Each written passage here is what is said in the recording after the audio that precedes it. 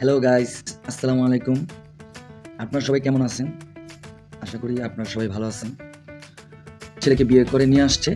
বিয়ে করে আনার পরে একটা প্রবলেম দেখা দিচ্ছে। উনি একটু পর খালি পাত দেয়।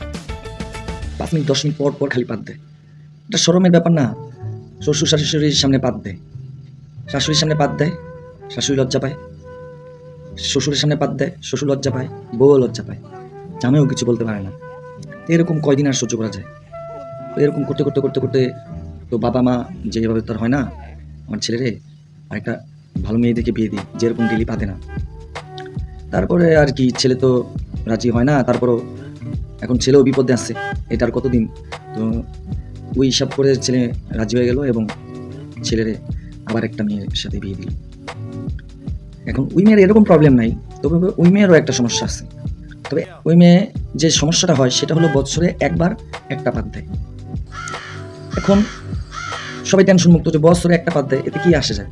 নো প্রবলেম, এটা হয়ে যায়। এটা নিয়ে বলার কিছু নাই, টেনশন করার কিছু নাই। সবাই রিল্যাক্সে আনন্দ ফুর্তিতে আসে।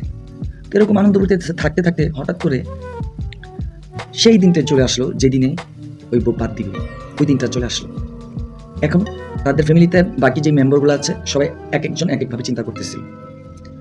শ্বশুর চিন্তা করতেছিল, বউ পাত দিব আজকা, আমি আজকে ড্রামের ভিতরে থাকিস আর কষ্ট কইরা পাটটা দেখ, এরপরে বেরোবো।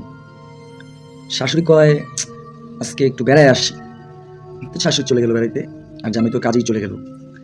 বউ তো আর এই কাহিনী জানে না। বউ কয়, ইস কি একটা পরিস্থিতি, আজকে আমার পাতের দিন, আমি পাত দিব, আমার বাসায় মানুষ কি মনে করবে, কি বলবে আমাকে। তো এটা ভেবে লজ্জায় বউ যা সেই ড্রামের মুখটা খুলে ওই ড্রামের ভিতরে পাট্টা মেরে দিল। বেচারা তার শ্বশুর, বৃদ্ধ মানুষ, সেই পাদের বিশ্রী গন্ধে দম বন্ধ হয়ে মারা গেছে।